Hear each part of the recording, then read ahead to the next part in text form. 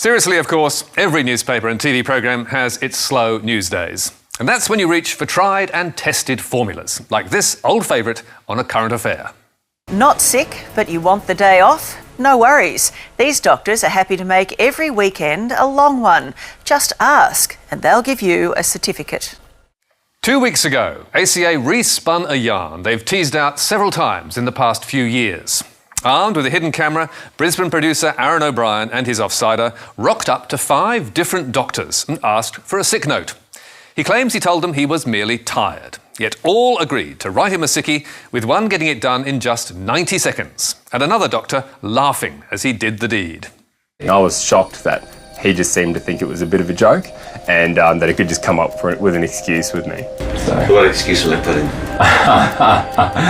I can leave it up to you, Mal. Yeah, if I'm talking about for lunch again. Yeah. It did not look good for the doctors, but ACA had only given us their side of the story. And it might well have stayed that way had the doctor in the video clip not been recognised, thanks to his Irish accent, by patients and colleagues. And that left him not seeing the joke at all. My name is Dr. Liam Carroll. I cannot tell you how pissed off I am. In performing its sting, A Current Affair had secretly filmed the consultation without telling the doctor. Producer Aaron O'Brien had posed as a patient, and according to Dr. Carroll, he had also told a number of lies. He told me he was a chippy and clarified as carpenter. I believe he told me his colleague was his girlfriend. And according to the doctor, the falsehoods did not stop there. In a sworn statement, Dr. Carroll has set out what he says his patient told him. And this tells a very different tale to the one told on A Current Affair. Aaron O'Brien was scheduled as a new patient to our practice on the 1st of October at 11:15 a.m. His presenting complaint was that he was stressed, that his boss was getting under him and that he just could not go into work today. He was hunched over, he was cowering, and I thought he may even start crying. I felt he may even have been bullied by his boss. If Dr. Carroll's account is correct, what was he supposed to do? Write the carpenter come TV producer a sick note, or tell him to toughen up and send him away? To do the latter, says Carroll, would have been irresponsible and potentially dangerous.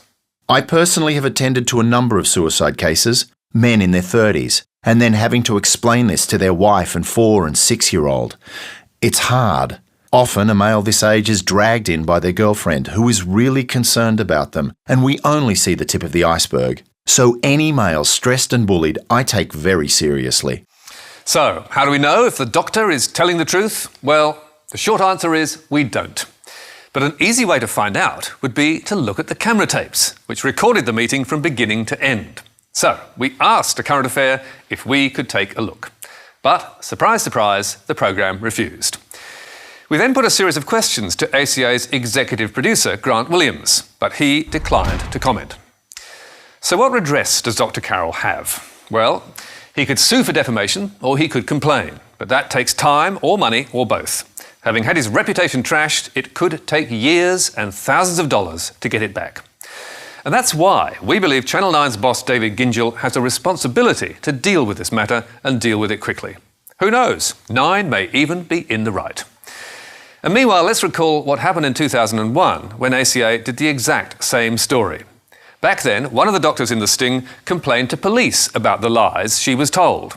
And the private investigator stroke reporter who had posed as a patient, Colin Chapman, was found guilty of false representation. Journalist fined for faking illness on TV. A freelance reporter was yesterday convicted of faking an illness to obtain a medical certificate, using a hidden video camera to tape the visit for a segment on Channel 9's A Current Affair program. The good news for 9 is that law has been repealed. The bad news is an almost identical one has replaced it.